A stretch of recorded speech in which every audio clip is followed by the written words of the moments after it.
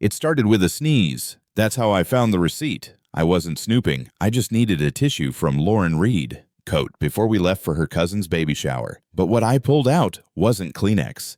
It was a folded piece of thermal paper, Chicago Marriott, on the Magnificent Mile, room 847. Room service, champagne for two, chocolate strawberries. Tuesday night, 6:47 p.m.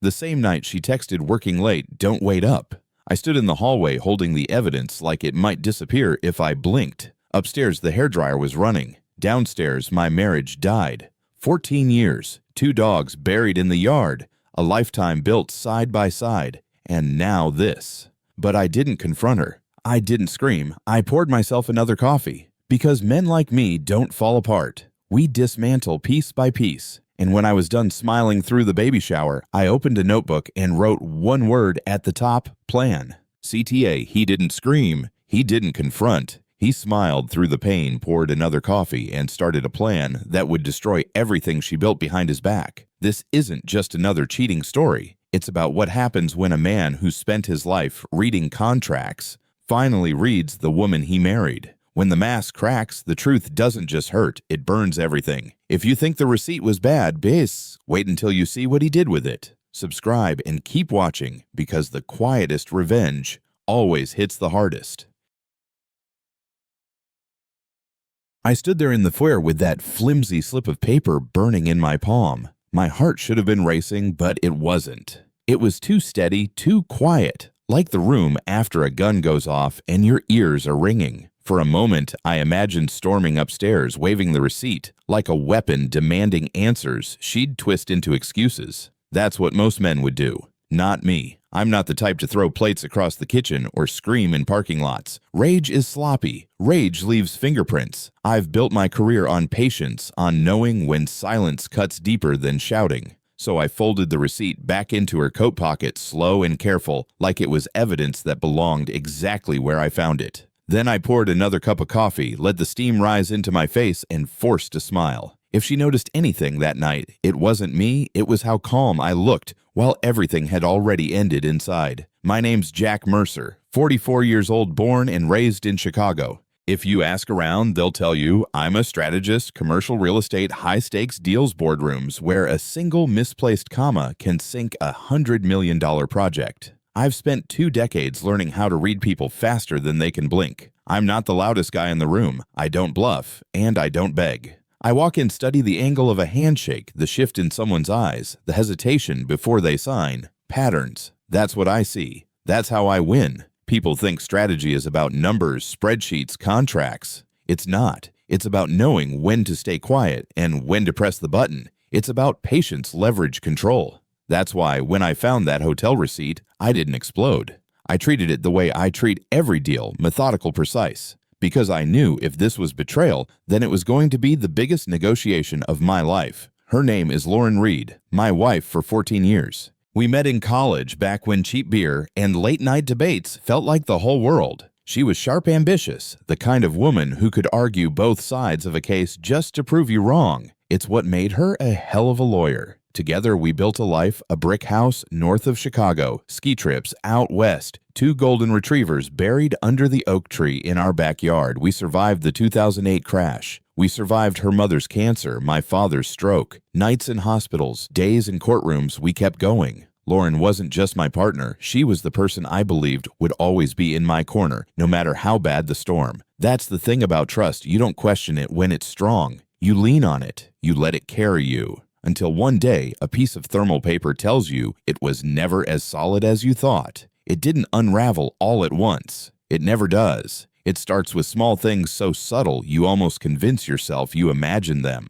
Lauren suddenly became obsessed with the gym. What used to be a 45-minute workout stretched into 2 hours. She'd come home, glowing hair, damp eyes, too bright for a simple treadmill session. I told myself she just wanted to feel healthier, but deep down, I knew better. Her phone always face down on the counter. The same woman who once left it buzzing in her purse for hours now guarded it like a vault. When I'd ask who was texting, she'd laugh it off. Work, she'd say. Always work. And then came the red lipstick. The exact shade she wore when we first dated when she wanted to make an impression. She hadn't touched it in years. Suddenly, it was back, staining wine glasses at dinner, marking the rim of her coffee mug. Little changes stacked like bricks. A wall I wasn't supposed to see rising right in front of me. 3 days after I found that receipt, I opened a fresh, leather-bound notebook and wrote one word at the top of the page: plan. I wasn't going to scream. I wasn't going to beg. This wasn't about heartbreak anymore. This was about control.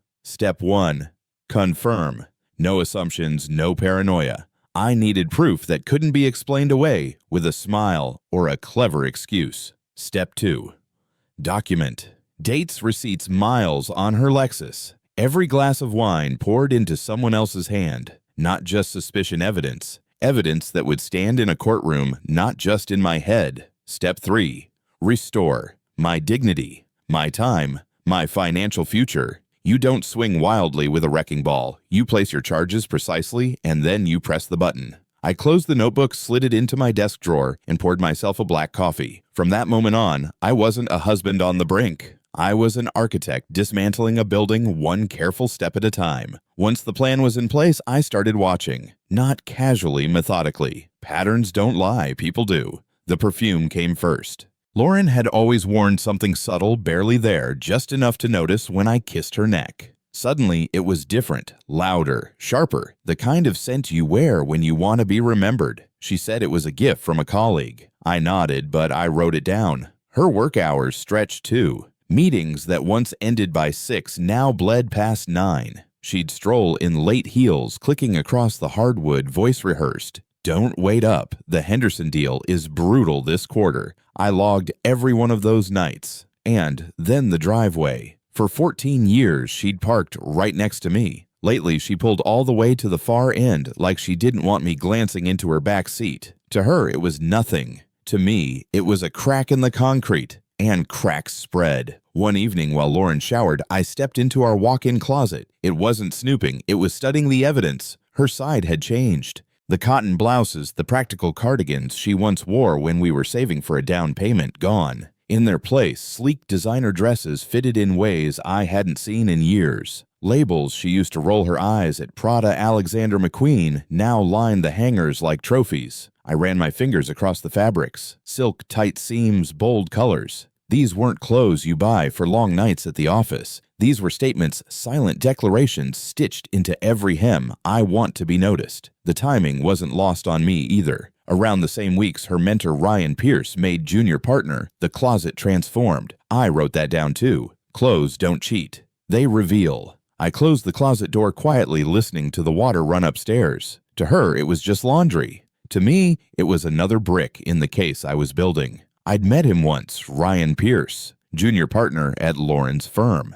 10 years younger than me, polished, ambitious, the kind of man who never stopped checking his reflection in a window. The type who adjusts his cufflinks even when they're already straight. Back then, I didn't give him a second thought. To me, he was background noise, one of a dozen sharp suits orbiting around the downtown offices. But hindsight sharpens everything. Ryan was slick in ways men like him always are. Too confident, too charming, like he believed he deserved every room he walked into. And maybe he did for a while. But the thing about men like Ryan, they mistake attention for power. They think a smile means they're winning. When I saw his name popping up beside Lauren's new schedule, the picture started forming. Cufflinks, late dinners, her red lipstick. I wrote it all down. In strategy patterns are the fingerprints, and Ryan Pierce was leaving plenty of them. I knew I couldn't do this alone. Suspicion is fragile. It bends under pressure. What I needed was evidence, solid, irrefutable. That's when I remembered Mike Hartwell. We'd crossed paths years ago through a former client who'd barely survived a divorce. He swore by. Hartwell said the man was quiet, efficient, a ghost who never left footprints. Retired Chicago PD, now private investigator. No office, no website, referral only. So on a Friday morning, I shut the blinds in my conference room, locked the door, and made the call. His voice on the other end was gravel, measured, detached. I told him what I needed. He didn't ask why. Just asked for Lauren's license plate, her work schedule, a recent photo. When I mentioned she was an attorney, he chuckled, once dry as sandpaper. Lawyers are the best liars, he said, but even the best leave footprints. That was all I needed to hear. The hunt had officially begun. By Monday, I had everything ready for Hartwell. Lauren's Lexus plate number, her weekly court schedule, even a photo from our last anniversary dinner, smiling at the camera, unaware it would one day serve as surveillance material. I handed it all over in a plain envelope, no words wasted. Hartwell glanced at the contents, then at me like he was weighing whether I could stomach what he might find. "You'll get updates," he said, his tone clipped. "No texts, no calls, unless urgent. Evidence comes in envelopes, not emails. Cleaner that way." I nodded. I didn't need comfort, just results. We shook hands, and I realized his grip was steady in a way most men's aren't. No bravado, no performance, just certainty. Walking out of that meeting, I felt a strange calm settle over me. For the first time since finding that receipt, I wasn't flailing in the dark. I had an ally. And Lauren. She had no idea her world was already under surveillance. It showed up on a Tuesday evening, slipped under my office door, like any other piece of mail. No return address, just a manila envelope with my name written in block letters. Inside were 32 photos, all time-stamped. Lauren's silver Lexus parked outside the Chicago Marriott on the Magnificent Mile. Lauren herself, hair loose, heels sharp, walking hand in hand with Ryan Pierce through the hotel's revolving doors. Another shot, the two of them outside Gilt Bar in River North, laughing under the streetlights.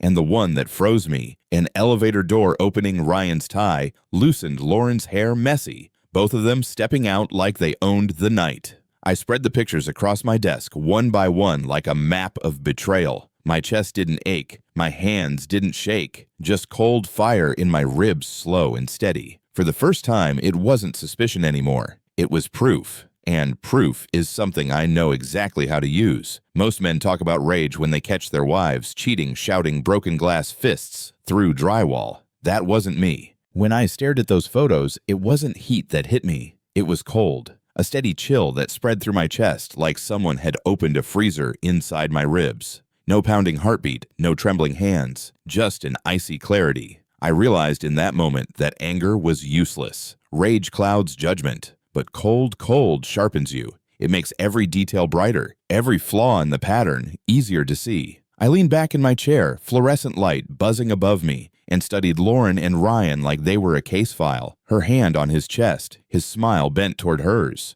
Proof that every excuse, every late night, had been a lie. And instead of breaking me, it steadied me. Betrayal didn't shatter my world, it crystallized it. From then on, I wasn't her husband in denial. I was her prosecutor building the case. I picked up the phone that night, Hartwell's number scribbled on a scrap of paper by my desk. He answered on the second ring, voice steady, like he'd been expecting me. "I need more," I said. No introduction, no small talk. There was a pause on his end, then a low chuckle. I figured, "You're not looking to forgive her. You're building a case." He was right. I wasn't searching for closure. I was stacking evidence, brick by brick, until the wall of truth was too high for Lauren to climb over. "Keep your eyes on her," I told him. "Times, dates, money spent. Where, when, how often? You'll have it," he replied. "But once you start down this road, there's no going back." I stared at the photos scattered across my desk, faces frozen in grainy pixels. "I went back the moment she walked into that hotel," I said. "Now I'm just documenting the exit." The next envelope arrived at the end of the week. Same plain manila, same block letters. Inside, more photographs, more timestamps, more proof. Lauren and Ryan at Gilt Bar in River North, leaning close across a candlelit table, her laughter caught mid-frame. A night later, the two of them slipping into Gibson Steakhouse, Chicago's temple of red meat and power deals. A place she once begged me to take her, saying it felt too extravagant. Now she waltzed in on his arm like she belonged there. Every photo was crisp, damning. Her hand brushing his sleeve, his tie loosened after dinner, their shadows stretching together under the glow of street lamps. I didn't feel anger anymore. I felt documentation, patterns stacking neatly on top of one another. Monday gym, Wednesday wine, Thursday steak. Their romance wasn't reckless, it was scheduled, and schedules are predictable. That predictability would become my weapon, because once you know a pattern, you can dismantle it piece by piece. I cleared a wall in my home office and turned it into a battlefield. Pushpin string dates scribbled in black marker. Monday gym sessions that stretched into lunches. She came home glowing a little too flushed for treadmills and free weights. Wednesday, client meetings that ended at wine bars in River North. Her credit card statements lined up perfectly with Hartwell's photos, Cabernet appetizers for two. Thursday, late nights at the office. always Thursdays, always when Ryan Pierce's calendar showed travel. Their stories synced like clockwork. I pinned receipts next to photos next to her text messages. A perfect pattern, not a mistake, not a moment of weakness, an entire second life unfolding in red ink on my wall. Staring at that board, I realized she thought I wasn't paying attention. She thought routine made me blind, but routine was exactly what I watched for. In my world, patterns are leverage, and now I had hers mapped down to the hour. Hartwell didn't just send photos this time, he gave me video. A short clip, grainy but clear enough to kill any doubt. Lauren and Ryan stepping out of Gibson's Steakhouse, her head tilted back, laughter spilling into the night. His tie undone, his hand at her waist. She reached up, fingers resting on his chest, like it was the most natural thing in the world. I played it once, then again, then 5 more times, not because I didn't believe it, but because I wanted the weight of it burned into me. Every laugh, every touch, every detail locked in. And what struck me most wasn't the intimacy, it was the pride. She wasn't hiding. She was parading it, like she wanted the world to see. I sat in my truck afterward, engine humming, video paused on her smile. Not anger, not heartbreak, just the cold realization that she wasn't ashamed. And that made her easier to dismantle. I sat in my truck outside the steakhouse, the engine idling, low headlights washing over an empty stretch of asphalt. The city moved around me, horns in the distance, sirens bleeding through the night. But inside that cab, it was just silence. No music. No calls, just the steady thrum of the motor and the harder throb in my jaw from clenching it too long. My hands rested on the wheel, steady, not shaking. I didn't slam a fist, didn't scream her name. I just sat there letting the weight of it press down. It's strange, betrayal doesn't always arrive with fire. Sometimes it arrives like frost. It freezes you in place until every thought becomes sharper, colder. That night, I wasn't unraveling. I was rebuilding. By the time I turned the key and drove home, the decision was already sealed. Lauren thought she was living 2 lives. What she didn't know was that I'd already started constructing the endgame of both. When I got home that night, Lauren was already in bed, propped against the pillows, with her phone glowing inches from her face. She didn't even flinch when I walked in. "Good day," I asked, keeping my voice even. "Exhausting," she sighed, setting the phone down just long enough to stretch. "We're trying to close the Henderson deal before the quarter ends." The Henderson deal. The same excuse she'd used on March 15th, the night the hotel receipt time-stamped her betrayal at 6:47 p.m. I climbed into bed beside her, staring up at the ceiling. There was a time I would have wrapped an arm around her waist without thinking, felt her warmth, drifted off, safe. Now I just listened to her breathe, lies into the same air we shared. She thought she was fooling me with recycled excuses. What she didn't know was that I had the dates, the receipts, and the photographs to prove every word false. And I was still collecting. By the end of that week, doubt was gone. I didn't wrestle with what-ifs anymore. I had timestamps, receipts, photographs, and a pattern so clean it could be presented in a boardroom. Lauren wasn't slipping up once or twice. She was living a second life, and she believed I was too blind or too routine to notice. That was her biggest mistake. Every late-night text, every unexplained gym session, every lipstick stain, that wasn't for me. It all stacked into a timeline so ironclad that even the best defense attorney couldn't crack it. I sat in my office, staring at the wall I'd built with strings and pins, her betrayal mapped like an architect's blueprint. I didn't feel heartbreak anymore. I felt clarity. I knew what she was. I knew who he was. And, most important, I knew what I was going to do about it. The demolition wasn't coming. It had already started. Every Monday became ritual. I'd unlock my office, step inside, and find a manila envelope tucked neatly behind the electrical panel right where Hartwell promised. No calls, no emails, just paper. Clean. Each week the file grew thicker. Photographs, receipts, credit card statements cross-checked against timestamps. Lauren's Lexus in familiar parking lots. Ryan's hand at the small of her back. The same hotel room logged again and again. I filed everything into a drawer labeled Restoration Project. Not revenge, not anger. Restoration of my time, my money, my dignity. The stack rose until it looked less like suspicion and more like trial evidence. If you flipped through it too fast, it sounded like a deck of cards shuffling, except these cards could cut deeper than any blade. By the 3rd week, I didn't see a wife coming home late. I saw a case study airtight and undeniable. And the file wasn't just heavy in my hands, It was heavy in her future. One detail kept surfacing in Hartwell's reports. Room 847, always the same digits, always the same hotel, the Chicago Marriott, on the Magnificent Mile. It showed up once then, twice, then 3 times.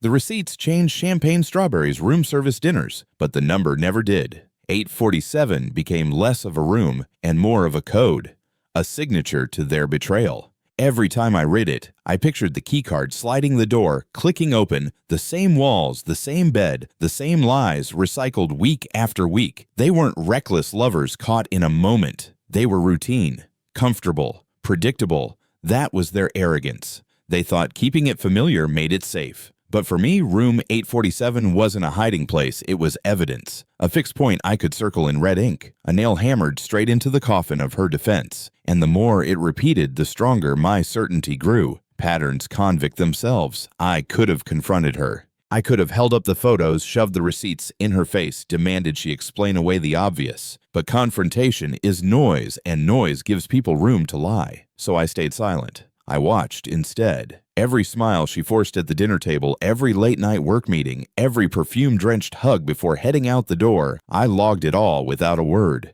To her, I was the same husband. Coffee in the mornings, polite small talk in the evenings. But underneath, I was the recorder, the archivist. She thought my quiet meant ignorance. It didn't. My silence was strategy. The truth is, I didn't want her version of the story. I wanted her actions. Because words can bend, but behavior is rigid. And the more I observed, the clearer it became she wasn't just slipping, she was sprinting into betrayal. And I let her because every step forward was another entry in my case file. It happened on a Thursday night. Lauren stood in front of the mirror, sliding on a black dress I hadn't seen before, lipstick, the same deep red she hadn't worn for me in years. I leaned against the doorway, casual, arms crossed. "Big meeting?" I asked. She smiled at her reflection, not at me. "Yeah. Ryan's client is nervous about tomorrow's pitch, so I offered to help him prep." "Ryan," she said his name without flinching. Not a junior partner, not a colleague, not the team, just Ryan.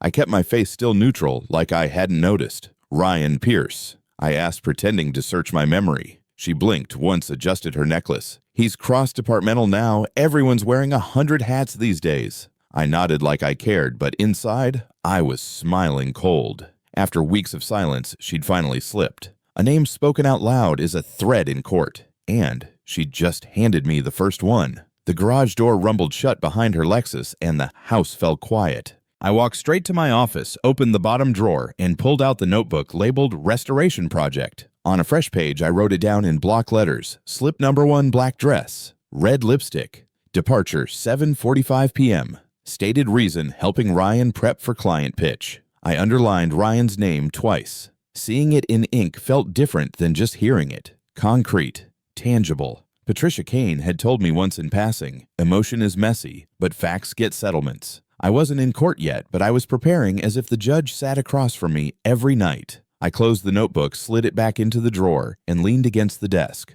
Lauren thought she'd gotten away clean, walking out in her heels, tossing his name like it meant nothing. But in my world, nothing is ever nothing. Every slip is evidence, and evidence wins. In deals, the first tell isn't what you say, it's what flickers across your face before you speak. I'd built a career off spotting that half-second crack. Now I had to make sure I didn't show mine, so I trained. Every morning in the bathroom mirror, I practiced neutrality. No raised brows when she mentioned late nights. No twitch when her phone lit up face down on the counter. No clenched jaw when she slipped Ryan's name into casual sentences. I became stone. Polite smiles at family dinners, calm nods when she texted, under the table steady eyes when she kissed my cheek on her way out the door. She thought my stillness meant indifference. She mistook composure for ignorance. That was her blind spot. The truth was, my mask wasn't hiding weakness. It was sharpening my edge. The calmer I looked, the deeper she dug herself. And I knew when the mask finally came off, it wouldn't be rage she'd see. It would be judgment. By the 4th envelope, Hartwell had stopped sending snapshots. What arrived on my desk now looked more like trial exhibits than surveillance. Restaurant bills with itemized charges, filet mignon for him, sea bass for her 2 glasses of Merlot, a bottle of champagne. credit card slips cross-referenced with timestamps from hotel security logs, Uber receipts lining up perfectly with her late nights at the office. The evidence came in neat stacks clipped together labeled precise. It was the kind of documentation that would make a forensic accountant smile, and I treated it like gold. I filed each piece into the restoration project binder, building a timeline so airtight it could suffocate any defense she might try. To the untrained eye, they were just bills, scraps of paper. To me, they were bricks in a wall, and brick by brick, that wall was closing in. Lauren thought her lies were clever, but paper trails don't lie, they bury. When the file grew too heavy for one drawer, I knew it was time to weaponize it. Evidence without strategy is just clutter. Strategy turns it into a blade. That's when I called Patricia Kane. In Chicago, her name carried weight, the kind of divorce attorney whispered about in hushed tones at corporate conferences. Razor-sharp no-nonsense, a reputation for leaving scorched earth behind her clients' exes. She answered on the second-ring voice, clipped and direct. "This is Patricia. Jack Mercer," I said. "I need a consultation." "High conflict." Her tone shifted instantly. "Adultery documented." "Yes," I replied. "Photographs." "Receipts." "Timelines." There was a pause, then the faintest smile in her voice. "Then I suggest we meet Monday. Bring everything." I hung up and looked across the desk at the thick binder of Betrayal. For weeks, I'd been building the case in silence. Now it was time to hand it to someone who knew exactly how to swing the hammer. Monday morning, I walked into the Loop briefcase heavy in my hand. Patricia Kane's office sat on the 12th floor of a glass and steel tower overlooking Daly Plaza. Inside, no soft chairs, no friendly artwork, just clean lines, dark wood, and the kind of silence that puts people on edge. She didn't waste time on pleasantries. She stood as I entered, shook my hand once, then pointed to the chair across from her desk. "Show me what you've got." I set the binder down. Thick, 3 inches at least, labeled Restoration Project. She opened it without a word, scanning the timeline first, then the photographs, then the receipts clipped neatly to hotel bills. For 5 minutes, she didn't speak, just flipped pages, her pen tapping lightly against the desk. Then she looked up, her mouth curving into something colder than a smile. "This," she said, tapping the file, "is beautiful. You've built a stronger case than most detectives hand me." Patricia leaned back in her chair, one manicured finger resting on the binder. "This is beautiful," she said, voice low, deliberate. "You've built a timeline stronger than most criminal prosecutions." I gave a small nod. "Details are how I win. In business and strategy now, here." She flipped another page, eyes scanning the dates, cross-references the receipts stapled to photos. "You documented her affair like a project plan. No gaps, no guesswork. Judges love this." I didn't smile. Winning wasn't the point. Precision was. Patricia set her pen down, folding her hands together. "Most men show up in my office, red-eyed, shaking desperate. You're organized, controlled. That gives us leverage." Leverage. The word landed in the air like a verdict. That's what this had always been about, control, not chaos. She slid the file back toward me gently. "With evidence like this, Jack, you're not just walking into divorce court. You're walking in armed." Patricia pulled a yellow legal pad across her desk and started writing fast, the pen gliding like she'd done this 1,000 times. First, she said, "We freeze the joint assets quietly. Checking savings brokerage lock them down so she can't drain a cent. Next, we start shifting liquid holdings into accounts in your name only. Clean, legal, and visible." I listened, nodding as she laid it out step by step. 401k brokerage side accounts, even a dormant money market I hadn't touched in years. She wasn't improvising. She was orchestrating. "No sudden moves," Patricia warned. "If she suspects we're preparing, she'll lawyer up and start hiding things of her own. We move slow, methodical until she's boxed in." Her calm precision felt like looking in a mirror. I'd built careers around leverage timing and the quiet power of preparation. Now, with Patricia's pen scratching across that page, I realized I was no longer documenting a betrayal. I was engineering the demolition. Patricia flipped to the back of my file where a thin folder was clipped. "Tell me about your prenup," she said. "We signed it before the wedding," I answered. "Standard split except for the adultery clause." Her eyes lit just slightly.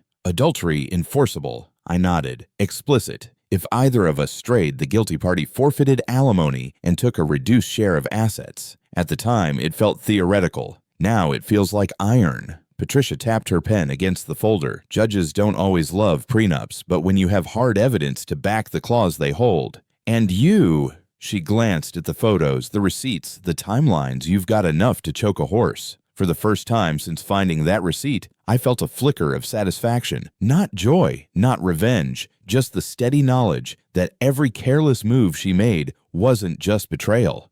It was leverage, and leverage always tilts the table. I leaned forward in my chair. What about spousal support? The words tasted bitter, but I had to ask. Patricia didn't even look up from her notes. She let out one short, dry laugh, sharp as broken glass. With this kind of documentation, if she even tries, we'll countersue for dissipation of marital assets. She scribbled something on her pad, then glanced at me over the rim of her glasses. Every dinner, every hotel room, every rideshare, those weren't just affairs of the heart. They were financial decisions made with joint money. Judges don't like when marital funds bankroll adultery. She won't just lose support, she'll owe. I sat back, the weight of her words settling over me. For weeks, I'd been treating receipts like daggers. Now I saw them for what they truly were, currency. Every dollar she spent on Ryan Pierce wasn't just betrayal, it was ammunition. And Patricia knew exactly how to fire it. Patricia flipped through the photos again, this time stopping at one of Lauren and Ryan stepping out of the Marriott, his hand at her back. She tapped it once with her pen.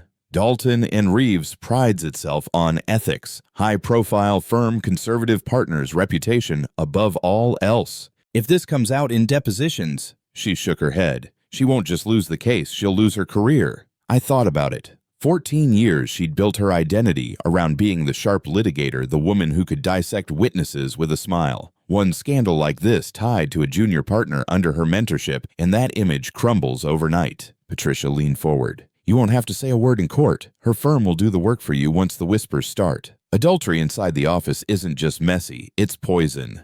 I didn't smile, but I felt the cold shift of leverage tightening. She hadn't just betrayed me. She'd signed the death warrant for her own career. Patricia set her pen down at her eyes, locking onto mine. We don't strike now, she said. We wait 30 days. Why 30, I asked. Because timing is leverage, she replied. The longer she thinks she's safe, the deeper she digs herself. More late nights, more receipts, more lies. By the time we serve her, the case won't just be strong, it'll be airtight. I sat back, the logic settling over me like a weighted blanket. It was the same principle I'd used in boardrooms for years. Let your opponent overplay their hand before you flip the table. Patricia's voice dropped colder. When the papers hit her desk, it won't be a fight. It'll be a hammer drop.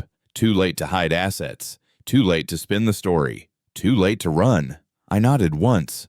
Patience had always been my edge. Now it was my weapon. 30 days of silence for her. 30 days of precision for me.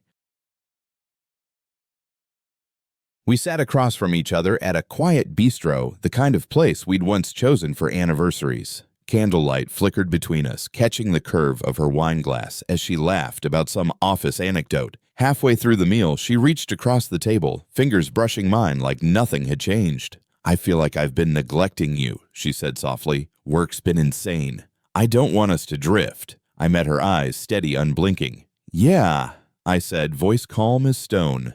I noticed. She laughed nervously, mistaking it for a joke. To her, I was still the husband playing along, sipping whiskey, indulging her stories. To me, it was theater. Every smile, every touch, every excuse recorded in my head like evidence in a deposition. She thought my neutrality was love surviving the cracks. What she didn't know was that it was the mask of a man who'd already started the countdown. The night I chose to act, I treated it like a board meeting. No chaos, no theatrics, just preparation. I laid out my clothes with care, a charcoal gray suit, crisp white shirt, polished black shoes. Nothing flashy, nothing memorable. Neutral enough to disappear in a crowd, sharp enough to carry authority. I shaved that morning, combed my hair back, tightened my tie, not because I wanted to impress Lauren or Ryan, but because I wanted control over every detail down to the reflection staring back at me in the mirror. In my breast pocket, I slipped the manila envelope, divorce papers, photographs, expense reports. Proof layered on proof, heavy, but flat against my chest like armor. Most men walk into confrontation fueled by rage. I walked in like it was business. Calm, deliberate, precise. Because this wasn't revenge. This was demolition. And when you're about to bring a building down, you make sure every charge is placed exactly right before pressing the button. At 7:52 p.m., I pushed through the revolving doors of the Chicago Marriott on the Magnificent Mile. The lobby smelled of polished wood and expensive carpet cleaner. Business travelers drifted past with rolling bags, none of them paying attention to me, and that was exactly how I wanted it. I didn't check in. I didn't need a room. I took the elevator alone, riding it up in silence, watching the red numbers climb. My reflection in the brushed steel doors was calm, unreadable. At 7:59, I stepped into the 8th floor hallway. The carpet muffled my footsteps as I walked to the end, stopping in front of room 847. I stood there for a moment, envelope in my pocket, heart steady as stone. Behind the door came muffled laughter, the clink of glasses, music soft enough to feel staged. I rested my hand against the wood not to steady myself, but to mark the threshold. One knock and everything would shift. Not rage, not begging, resolution. I knocked once, firm, steady. For a moment, silence. Then muffled footsteps approached, hesitant like someone debating whether to answer. The lock clicked, the handle turned, and the door cracked open just a few inches. Lauren's face appeared in the gap, eyes lined in makeup, lips painted the same red she hadn't worn for me in years. At first, she wore the mask, warm smile, polished composure. But when she realized it was me standing there, the expression shattered. Her mouth opened, but no sound came out. Shock spread across her features like glass under pressure, fragile, splintering seconds from collapse. "Jack," she whispered, using my name like it might soften the scene. I didn't answer. I didn't need to. The silence between us carried more weight than words ever could. She stepped back instinctively, the door inching wider, and behind her I heard the careless voice of another man, calling out unaware his world had just been split in two. Room service, already a man's voice called from inside. Lauren froze, blocking the doorway with her body, but it was too late. He appeared behind her, Ryan Pierce. Shirtless hair, still damp from the shower, a white hotel towel slung casually around his neck. The moment his eyes landed on me, his entire posture shifted. The confidence, the smugness I'd seen in photos drained in an instant. He flinched like a kid caught with his hand in the register. "Jack," he started, but I didn't move, didn't blink. Just stood there in my suit, calm as stone. Between us, the air thickened. Lauren glanced back at him, panic in her eyes. He looked at her for reassurance, but she had none left to give. I reached into my jacket pocket and felt the weight of the envelope. For weeks, I had been collecting evidence. Tonight wasn't about discovery. Tonight was delivery. And Ryan Pierce was about to learn the difference. I reached into my jacket, pulled out the manila envelope, and held it out. Lauren stared at it like it was radioactive, her hands trembling before she even touched it. "Hi, Lauren," I said evenly. My voice wasn't raised, wasn't shaking, just flat steel. Ryan opened his mouth, but I cut him off with a glance, cold and unblinking. "Don't," I told him. "You're not important enough." The words hung in the air, heavy as stone. He froze, towel still looped around his neck, chest rising shallow like a boy caught trespassing in a house he didn't belong in.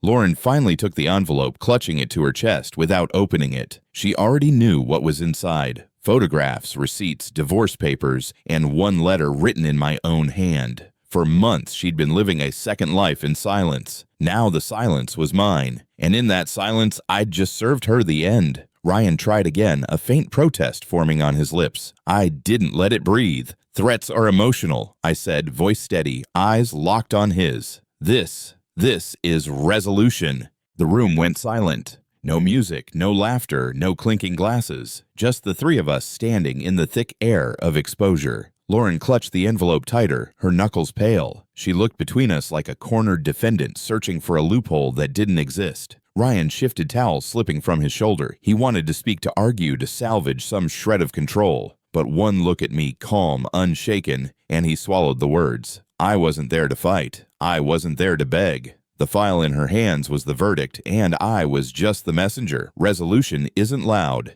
It doesn't need to be. It arrives quietly like a gavel striking once, echoing until everyone in the room knows the outcome is final. Lauren's lips parted, her voice barely above a whisper. You knew. For 3 months, I held her eyes steady, unblinking. Yes. Her shoulders sagged like the weight of that single word crushed her spine. The mask she'd worn for weeks, smiles at family dinners, excuses about late nights fractured in front of me. "Why didn't you say anything?" she pressed, voice trembling. I didn't flinch. "Because I wanted you to show me who you really are." The words landed heavier than a shout. She stared at me, mouth opening and closing, like she might spin another excuse. But this wasn't the courtroom. There was no jury to sway, no judge to impress. Just me, her husband turned witness, presenting the evidence of her own downfall. 3 months she thought she was clever. 3 months she thought she was ahead. And all that time I was watching, waiting, recording every lie she mistook for safety. Lauren's eyes glistened not with guilt, but with panic, the kind you see when a poker player realizes the cards are already on the table. I wanted you to show me who you really are. I repeated slower this time, letting the words cut through the air. Her lips trembled.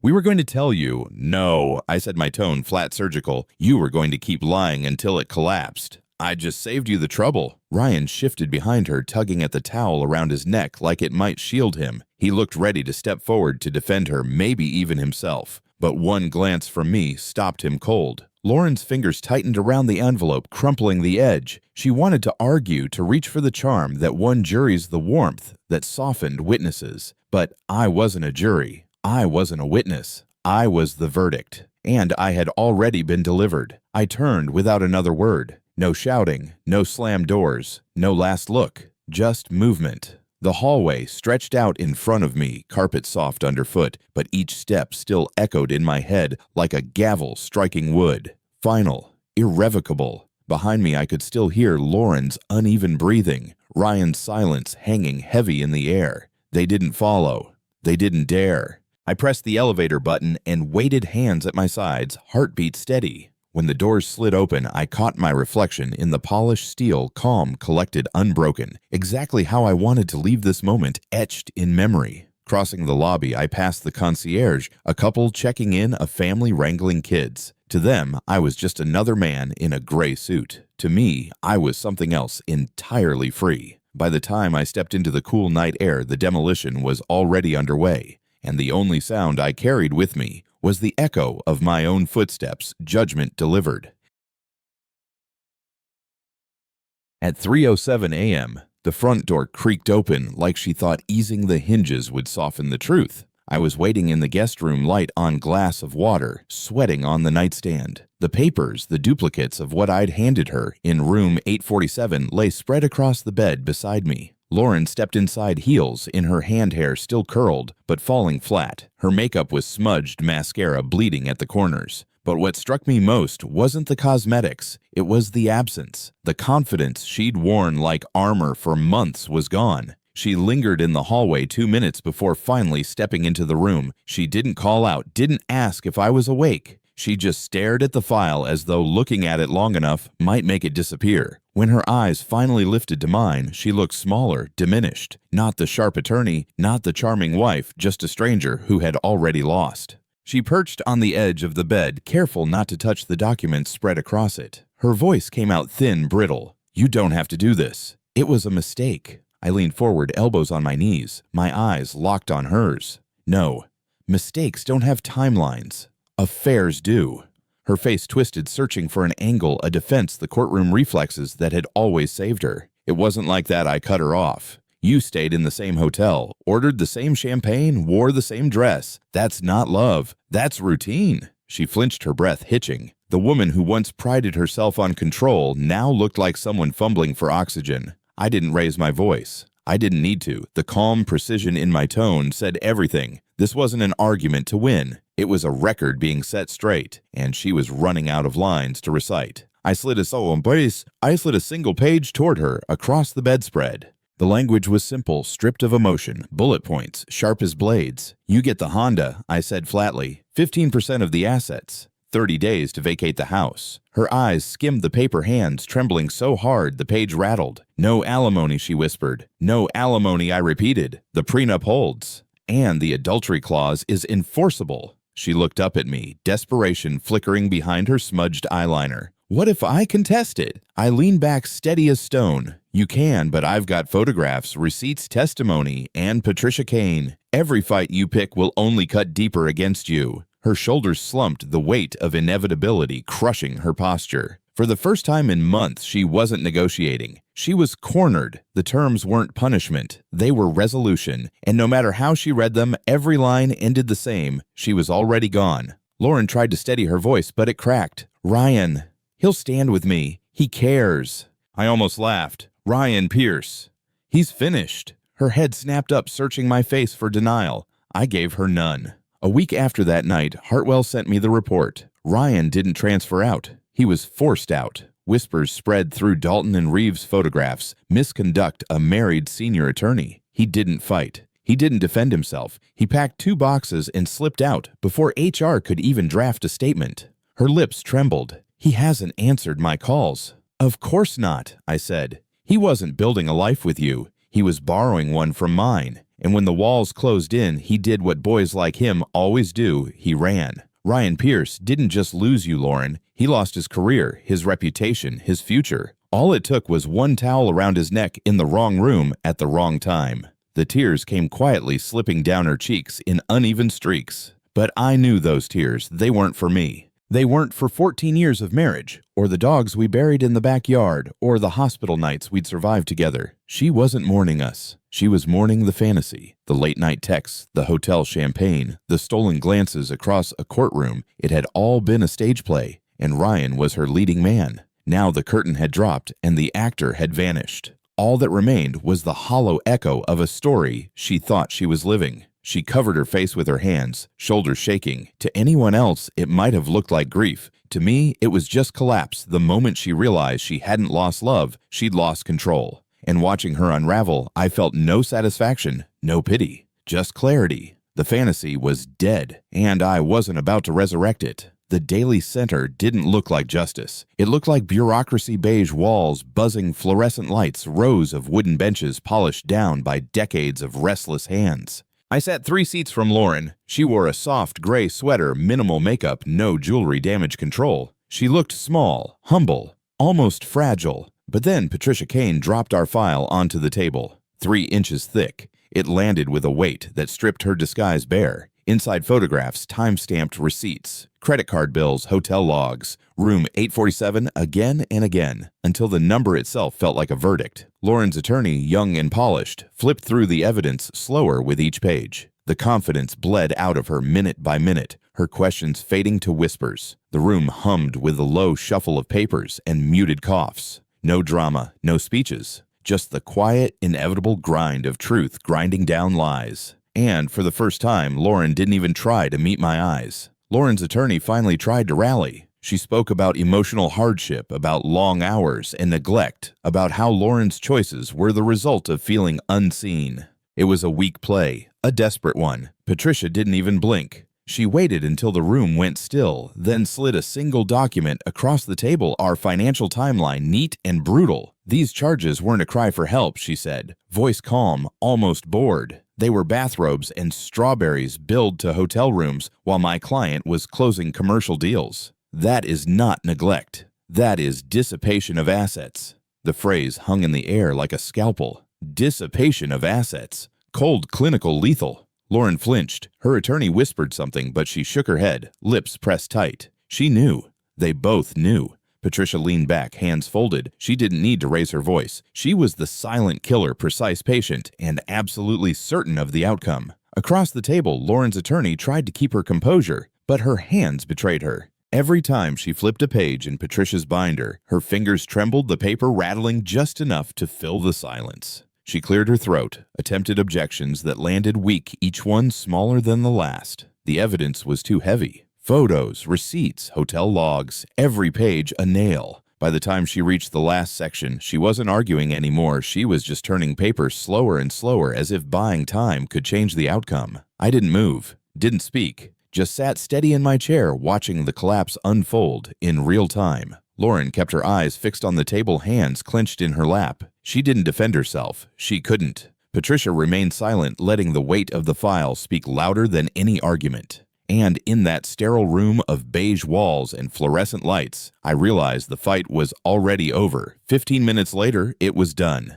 The mediator slid the final agreement across the table. Lauren's attorney whispered frantically in her ear, but Lauren didn't lift her eyes. Her hand moved like it belonged to someone else, shaky, resigned. She signed. Initials on every page, signature on the last line. The notary stamped it with a heavy thud, ink bleeding into paper like a final bruise. Patricia didn't celebrate, didn't gloat. She simply gathered the documents into her leather folder, smooth and efficient, as if she'd just closed another routine deal. Across from me, Lauren sat frozen in her chair, hands folded tight, sweater sleeves pulled over her palms. She looked smaller than I'd ever seen her, not defiant, not charming, not even apologetic, just hollow. No alimony, 15% of assets, 30 days to vacate. The Honda. That was all that was left of 14 years. And as the notary's stamp dried, I realized closure doesn't arrive with fireworks. It arrives with paperwork.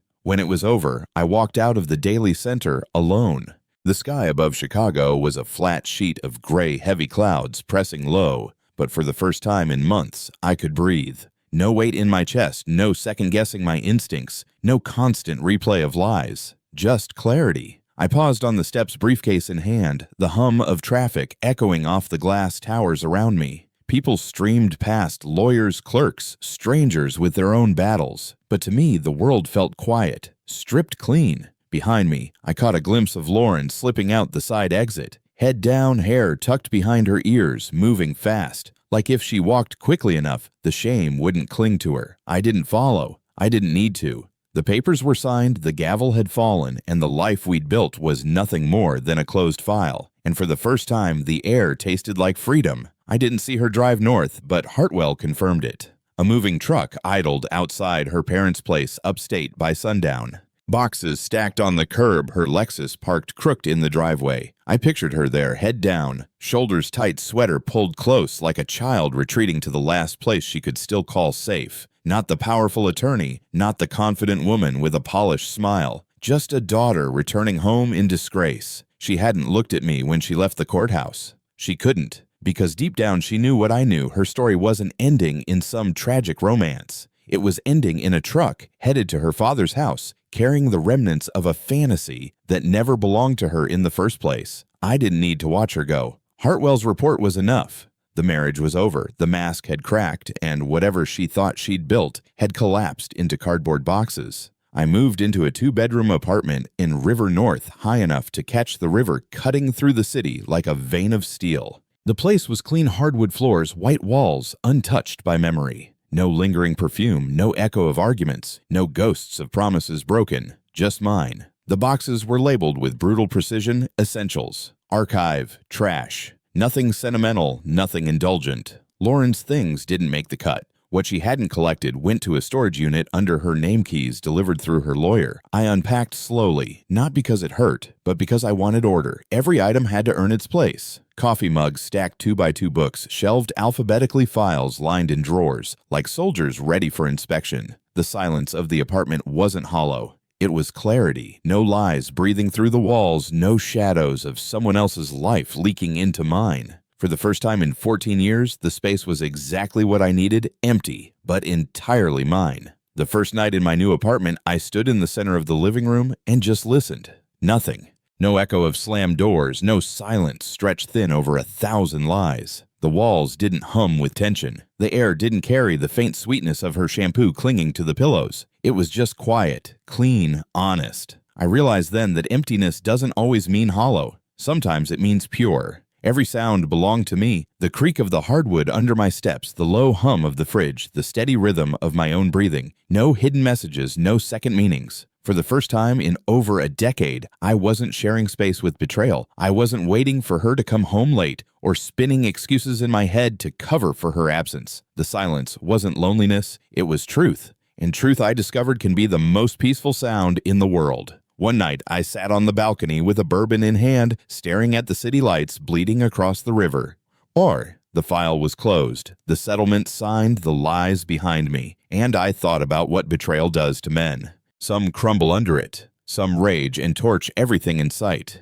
But the smart ones rebuild, not out of bitterness, not out of revenge, but because we refuse to let liars write our ending. I wasn't going to be the man who begged, who pleaded, who asked, why wasn't I enough? That's not who I am. I'm the man who sees a sinking ship and builds a new one while the old hull burns. Who takes control back piece by piece until peace isn't just an idea, it's a foundation. Lauren thought she'd broken me. Ryan thought he'd outplayed me, but they both underestimated the same thing. A strategist doesn't rage. He rebuilds. The last words Lauren ever threw at me still echo. In the courthouse hallway, she turned eyes, wet voice sharp with desperation. "You didn't even fight for us." She was wrong. I fought like hell.